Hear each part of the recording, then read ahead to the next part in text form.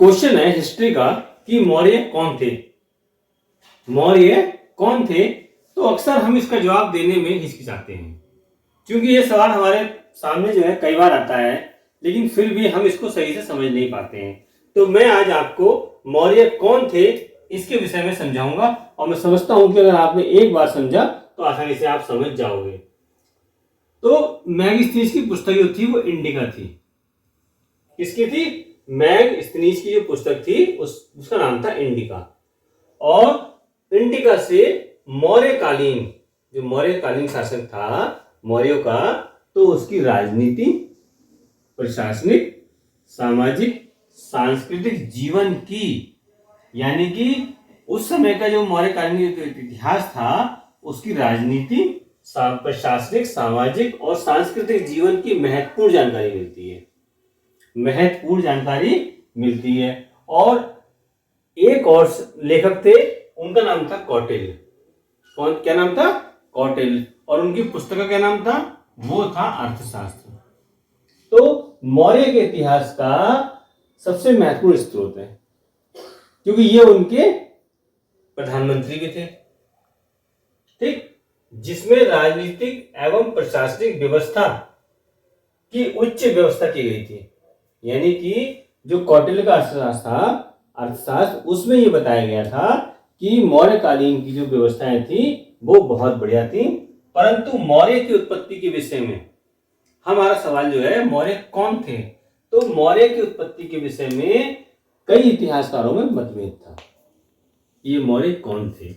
और इस संदर्भ में प्रचलित मतभेद भी निम्नवत हैं, क्योंकि कई इतिहासकार थे, उनका कुछ कहना था, किसी कुछ कहना था।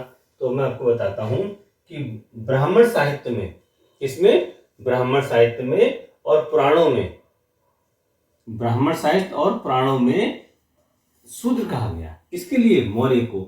ये शूद्र जाति से थे, ठीक। और बौद्ध और जैन ग्रंथों में, मौर्य को क्षत्रिय कुल का माना गया, कि ये क्षत्रिय कुल के थे। जबकि ब्राह्मण ग्रंथ में क्या माना गया? ये शूद्र। और बौद्ध और जैन ग्रंथ में क्या माना गया? कि ये क्षत्रिय कुल के थे। और मुद्रा राक्षस जो थी उसमें विशाखादत्त ने उनको चंद्रगुप्त मौर्य को, यानी चंद्रगुप्त मौर्य को वृषण कहते हुए उसे नंदों की अवैध संतान बताया, यानी कि नंदों की अवैध संतान, ठीक। और कौटिल्य की अर्थशास्त्र में मौर्य को उच्च कुल का बताया गया। जो कौटिल्य की अर्थशास्त्र थी उसमें जो है मौर्य को उच्च कुल का बताया गया। तो मैं समझता हूं अगर आप इसको एक दो बार देखेंगे तो आपको ये अच्छी तरीके से याद हो जाएगा, क्योंकि ये आपको समझना है। अगर आपने एक बार समझा, दो बार समझा, तो आप कभी भूलेंगे नहीं कि मौर्य कौन थे। मेगस्थनीज कौन था, और इस पर सचिव टिप्पणी लिखिए। तो मेगस्थनीज का जन्म जो है 350 ईसा पूर्व, 350 ईसा पूर्व हुआ था। और इन्हें यूनानी शासक सेल्यूकस द्वारा चंद्रगुप्त मौर्य के दरबार में भेजा गया था, ठीक। हालांकि उसके दूतावास की सही तारीख अनिश्चित है। किस समय की तारीख है ये अनिश्चित है, क्यों, किस समय से किस समय तक दूतावास रहा। मैगस्थनीज मौर्य साम्राज्य की राजधानी पाटलिपुत्र में रहा। कहाँ रहा? पाटलिपुत्र में। और उसने अपने प्रवास के दौरान इंडिका की रचना की, जो हम इंडिका किताब है तो उसकी रचना की। मैगस्थनीज पश्चिमी देशों से पहले व्यक्ति थे, यानी कि जो पश्चिम के देश हैं तो उनमें पहले व्यक्ति थे जिन्होंने भारत का लिखित विवरण छोड़ा था, यानी कि जिन्होंने भारत के विषय में लिखित रूप में लिखा था।